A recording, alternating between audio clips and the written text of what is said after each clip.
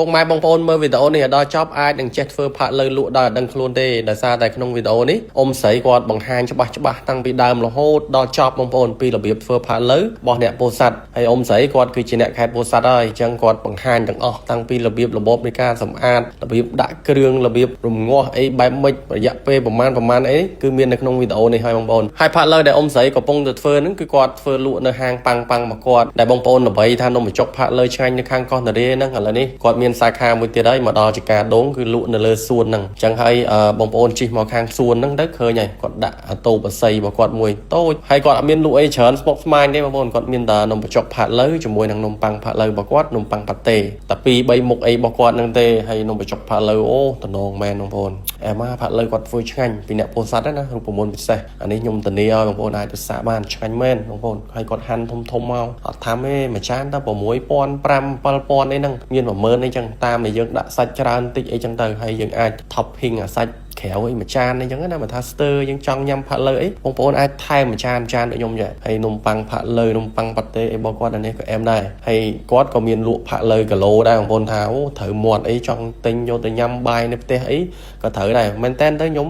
មួយនំបញ្ចុកឆ្ងាញ់តែប៉ុន្តែមិនសូវប្រហែលទេបើថាមួយបាយក្តៅមួយទឹកស៊ីអ៊ីវញិចម្ទេសហិលបងប្អូនអែម៉ាអាចទិញពីគាត់បានឆ្ងាញ់មែនផាក់លើរបស់គាត់រូបមន្តពិសេសពីអ្នកពោធិ៍សាត់ហើយរបៀបធ្វើផាក់លើរបស់អ៊ំស្រីរូបមន្តពីខាងអ្នកពោធិ៍សាត់ហ្នឹងគឺរបៀបរបបនៃការធ្វើគេមានឈើអែមគេមានពោចកាក់គេមានផ្កាច័ន្ទផ្កាយហ្នឹងគេយកមក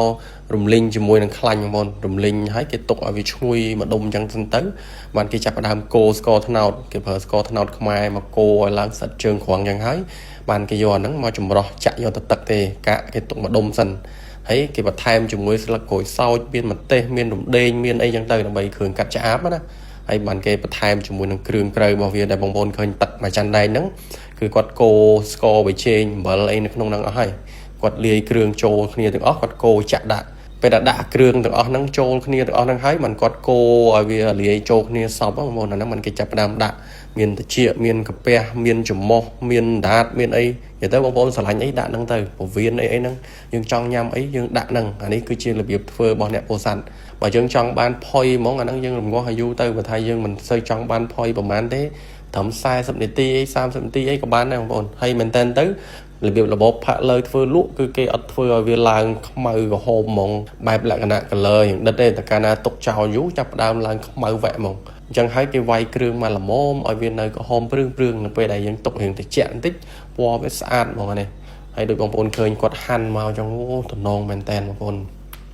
ឃើញលេបទឹកមាត់អីដាក់មួយនំបញ្ចុកហ្នឹងគាត់មានជីគាត់មានបន្លែអីស្រស់យីមែនការរៀបចំទុកដាក់របស់គាត់បើថាគាត់លក់នៅលើសួនកន្លែងគាត់តូចតាចមែនប៉ុន្តែអនាម័យគឺលេខ1បងប្អូនមិនថានៅកោះនរាមិនថានៅសាខាថ្មីខាងចការដងអីរបស់គាត់នេះទេការរៀបចំទុកតែងរបស់គាត់គឺមានសិល្បៈនេះបានសមជាអ្នកលក់ដូរហើយឆ្ងាញ់មែនបងប្អូនមិនចេះតែថាណាកន្លែងរបស់គាត់នេះមិនថានំប៉័ងផាក់លើទេសុទ្ធតែមាន microwave កម្ដៅនំប៉័ងស្រួយខ្ញោកវះដាក់ផាក់លើមានប៉ាតេមានអីមកគាត់ហ្នឹងហើយបើថាបងប្អូនចង់ថែមនេះជាមួយនឹងផាក់លើឈាមមកគាត់ជាមួយនឹងសាច់ផាក់លើគាត់ថែមមួយចានទេអូបងប្អូនអែមហើយសម្រាប់គ្រឿងក្នុងជ្រូកដែលគាត់យកមកប្រើប្រាស់ទាំងអស់នេះគឺសុទ្ធតែជាប្រភេទគ្រឿងក្នុងជ្រូកនៅក្នុងស្រុកមិនមែនបកកអីនាំចូលណាបងប្អូនហើយសុទ្ធតែឆ្លងកាត់ការលាងសម្អាតច្រើនតង់មែនតើនិយាយទៅកន្លែងរបស់គាត់នេះគឺអនាម័យអញ្ចឹងហើយអ្នកនៅបរិយាពុបថ្មីកុំភ្លេចដែរមកសួនហ្នឹងមកចាប់ខ្ញុំតម្លាក់ទីតាំងព័ត៌មានឥតលេខទូរស័ព្ទអីហាងមកគាត់ទាំងអស់ហ្នឹងនៅក្នុងខមមិនខាងក្រោមបងប្អូនអាចចូលទៅ check មើលបានអរគុណបងប្អូនជំរាបលាបាយ